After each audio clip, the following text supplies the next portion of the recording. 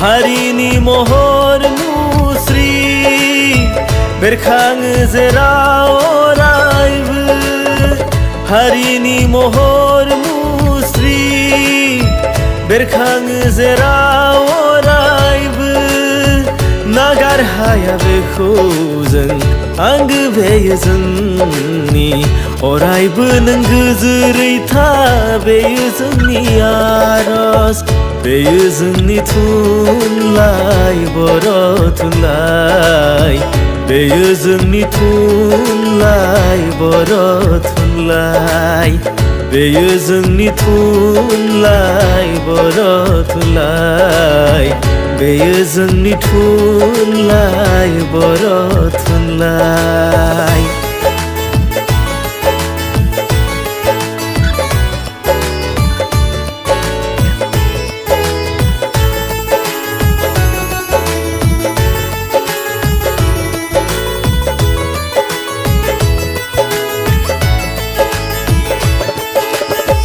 आयो बर' राव आयो बर' बिमा लाखिगोन जों नोंखौ फोथांना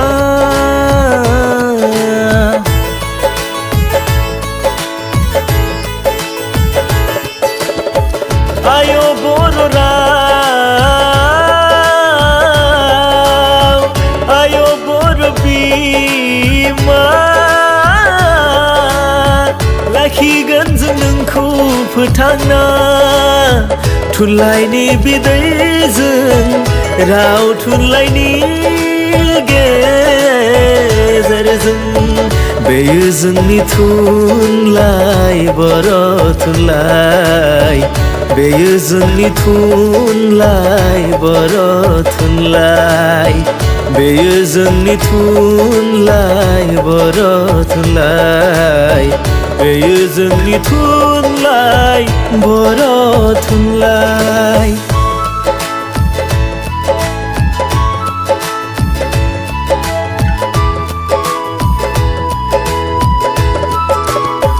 फै सिबिलांनि बर' थुनलाइखौ दिनै 10 नभेम्बर 72थि बर' थुनलाइ आफादनि जोनोम सान चिरां जिल्लानि सिङाव थानाय रानिपुर गुदि फरायसालिनि गेवलां गेलेग्रा फोथाराव रुनिकाटा गुदि बर' थुनलाइ आफादा खुंगा 33थि बोसोरारि जथुमा खुंफुंदों। गाहाय लांगोना सायनासालिखौ बेखेवनानै होयो साहित्य एकाडेमि लाइमोन बान्था आरो समेश्वरी ब्रह्म थुनलाइ बान्था मोनगिरि मुस्रिमा सान्ति सम्पा बसुमतारी बिथांजोआ रुनिकाटा गुदि बर' थुनलाइ आफादनि आफादगिरि कलेन्द्र बसुमतारी आरो नेहाथारि रसिन्द्र बसुमतारी बिथांमोनहा खौरांगिरिनि गेजेरजों मा फोरमायहरदों फै जों मिथिनानै लानि।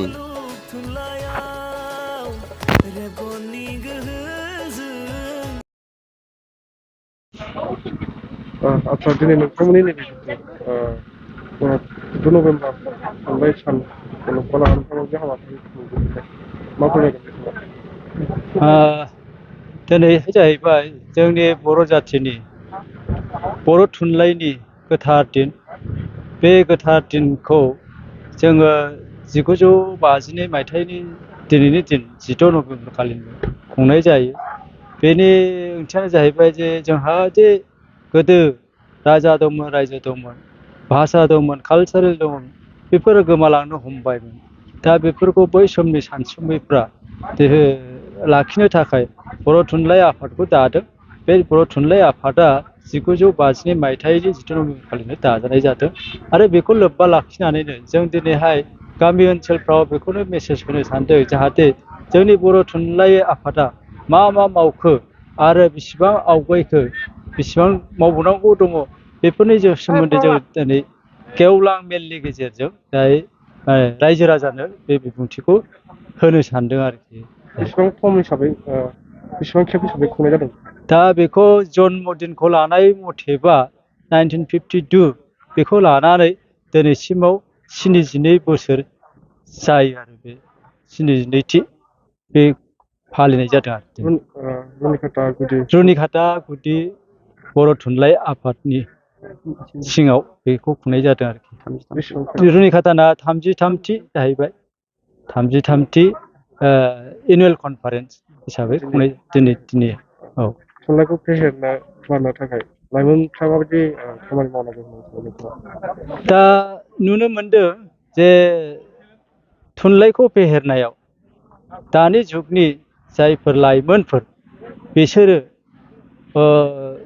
स्टाडि खालामनानै बा अनुकरन खालामनानै जोंनि जाथिखौ सुंथानो भाषाखौ सुंथानो थाखाय बर' लाइमोनफ्रा साहित्य सभानि मुङै मावनो थाखाय ओंखारबोनांगौ आरो बिदि खालामाबा जोङो दिनैहाय बर' थुनलाइ जायफोर मावगासिनो दं बेनो गोबाव मावबोगासिनो दं। दा जोंनि इयुन जोलैफ्रा ओंखारनायाव खम नुदों। दा जों खावलायबोगासिनो दं जाहाथे इयुन जोलैफ्रा बे थुनलाइ आफादखौ लाखिनायाव बा सुंथानायाव गोबां खामानि मावनांगौ होननानै खावलायो आरोखि। दिनैनि बे सानसेनि हाबाफारियाव मा हाबाफारिफोर लादों? दिनैनि बे सानसेनि हाबाफारियाव जोंहा सिगाङावनो दहाय थांखांबाय जे लांगोना बेखेवनाय आरो बेखौ जोंहा साहित्य एकादेमि मोनगिरि सान्ति प्रभा बसुमतारी बिथाङा बेखेवनानै होलांबाय आरो बेनि उनावहाय जोंहा दङ नैबे फिरफिला उरायहोनाय आरो मुंख्लंफोरनो दाहा बावनाय बे खामानिया जाफुंबाय आरो बेनि उनावहाय जोंहा थान्दै मेल दङ। गामिनिफ्राय जोङो थान्दै बिहरदों आरो बिथांमोना सफैबायबो। जोङो दा दसेनि उनाव बेखौ खुंफुंनाय जागोन आरो मा राहा लानाय जागोन बेनि थाखाय जोङो बे थान्दै मेलफोरनिफ्राय अपिनियनखौ लानानै जों मोनसे थांखि लागोन। बेनि उनावहाय जोङो गेवलां मेल जागोन आरोखि। बे गेवलां मेलाव आलासि लेंहरनाय जादों। आलासिफोरनि बिबुंथिनिफ्राय मा मोनो दायो दा बेखौ खालामनाय जादों दिनै हाबाफारियाव। जोंहा दिनैहाय 72थि बर' थुनलाइ आफादनि बर' थुनलाइनि जोनोम सान आरो 33थि रुनिकाटा गुदि बर' थुनलाइ आफादनि बोसोरसालि जथुम्मायाव गोनांथार हाबाफारिखौ लानानै थान्दै मेलाव सावरायनाय जागोन। बे हाबाफारियानो जाहैबाय, बे आयदायानो जाहैबाय जे सरकारा जोंनि बर' जाथिनि राव बिजों बेखौ माबा खैसार बानायनानै फोजोबनायनि षड़यन्त्र खालामबाय थायो। सम जोङो मोनबोबाय थायो। दा बेखौनो लानानै जोङो दिनैनि थान्दै मेलाव गोरायै सावरायलायनानै थांखि आजावगोन। बे जाहैबाय जोंहा दानि बर' बिजोंनि फरायसालिया बायलांनायनि लामायाव जों नुहुरदों। बर' थुनलाइ आफादा नोजोर होदों आरो बेखौ सरकारानो माबा मोनसे खायदाजों फोजोबनो नागिरदों नामा, जों बेखौ मोनदांनानै बिनि सायाव गोथौयै सावरायलायनानै जोङो थांखिखौ दिखोनाय जागोन आरो बे थांखिखौ जिल्लासिम हरनानै जिल्लाया जाहाथे मिरुसिम दैथायहरनानै माबा मोनसे राहा लानो हायो बेखौ जोङो हरनाय जागोन। बे समाव सरकारनिसिम माबा मोनसे खावलायनांगौ दं नामा? जोङो सरकारनिसिम बेखौनो खावलायगोन, आसामाव जोङो थागिबि हारि जायखौ बुङो,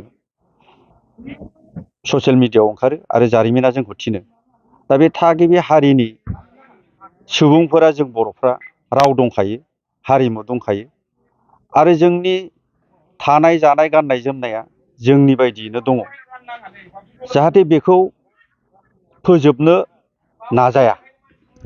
जोंहाबो थानो मोननायनि मोन्थाय दङ, बे जायगायाव हारि हिसाबै थांनानै थानायनि मोन्थाय दङ। जोङो बेखौनो लानानै सरकारखौ खावलायहरगोन जे जाहाथे सरकारा जोंखौ बायदिसिना कौसलजों जाहाथे हारि आरो रावफोरखौ फोजोबनो नाजाया। बेखिनिखौनो सरकारनिसिम खावलायहरबाय।